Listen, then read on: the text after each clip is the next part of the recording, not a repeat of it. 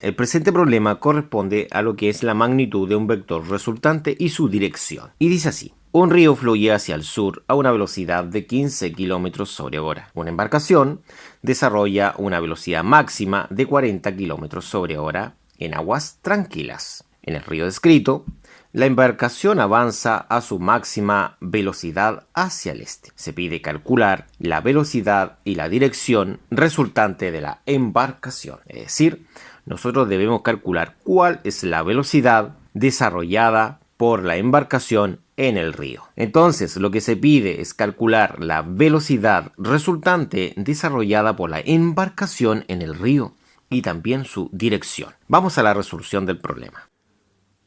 El objetivo es poder calcular lo que es la velocidad, es decir, no la velocidad que desarrolla en aguas quietas.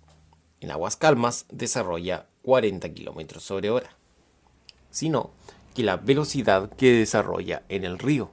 Como el río tiene una velocidad de 15 km sobre hora, debemos sumar la velocidad del río más la velocidad del bote, de forma vectorial. Entonces, para realizar esa suma, se va a formar acá lo que es un triángulo. Es decir, la velocidad del bote más la velocidad del río. Pero este vector que se encuentra acá, que corresponde a mi triángulo, lo puedo proyectar allá, ¿no es cierto? Y de esa forma yo podría calcular todo esto con las fórmulas que aparecen en este sector de acá. Es decir, con la fórmula de magnitud y con la fórmula de dirección. Es decir, la fórmula de magnitud, que es la que estamos marcando ahora, y también la fórmula de dirección, la que estamos seleccionando ya. Entonces, lo primero es calcular la velocidad con la fórmula de magnitud. Bueno, acá tenemos la fórmula correspondiente a lo que es la magnitud, como se puede apreciar. En ella, nosotros vamos a reemplazar los valores correspondientes a la componente en x y la componente en y. Entonces sería de la siguiente forma: componente en x, componente en y. Componente en x es el Rx, componente y es el Ri. El Rx es la velocidad del bote hacia el este, se reemplaza ahí. Y el Ri es la velocidad del río, se reemplaza acá. La suma vectorial daría esta cantidad. Recordemos que ese vector estaba ahí y lo hemos desplazado hacia acá para poder ocupar esta forma. Ahora, al reemplazar va a quedar lo siguiente. Vamos a reemplazar acá lo que es el Rx, que son 40. Y acá vamos a reemplazar lo que es el Ri, que el Ri son exactamente 15. 15. Al ingresar esto en una calculadora, vamos a obtener el siguiente resultado. En calculadora, para calcular lo que es la magnitud, es raíz, y esto tiene que ir en paréntesis. Como en este caso los dos son positivos, no es necesario que estén en paréntesis estos números. Entonces los colocamos de la forma que se está ilustrando sin paréntesis. Cerramos el paréntesis de la raíz y apretamos el igual.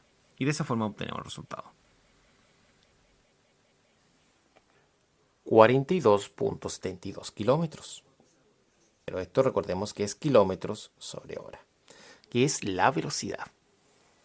De esta forma, hemos obtenido la primera solución a nuestro problema.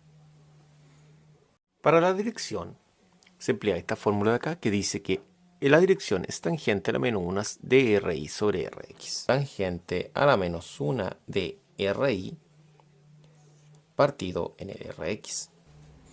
Entonces podemos establecer lo siguiente, que la componente y es esa, y acá se anota la componente x, es decir, componente y, que es 15, arriba, y componente x, que es 40, abajo. Se anotarían de la siguiente forma: arriba, el eje y, que es 15, y abajo, el eje x, que es 40. Se debe destacar que debe tener este orden porque el ángulo está en ese lugar. Si cambiamos el orden, quiere decir que el ángulo no estaría en ese lugar, ¿ya? Entonces, al resolver esto, obtenemos... Para la dirección es shift tank, para que aparezca el tangente a la menos 1. Paréntesis. Y lo otro es 15 dividido en 40. Tal como aparece escrito, ¿no es cierto? Y el igual nos daría el resultado.